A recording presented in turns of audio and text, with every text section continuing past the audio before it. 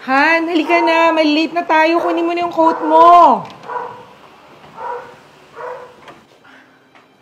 Grabe. Ang ganda talaga ng asawa ko. Swerte-swerte talaga sa'yo, Han, no? Halika na. Susunduin na tayo ni Mare. Nandito na yun maya-maya. Ano ka ba naman? Pagbigyan mo na ako. Mabilis lang to. Promise yan. Bibilis ako. Halika na. Isuot mo na tong coat mo. Dali na. Ay, nako. Kanino to? Hindi to akin na. Kanino to? Niloloko mo ba ako? Han, hindi. Hindi ko nga alam paano napunta yan dyan eh. Hindi kita nilulukuhan. Hindi ko alam kung kanino yan. Hindi alam? Punyeta! Hindi magkakaroon ng ganito dito kung wala kang babaeng dinala dito.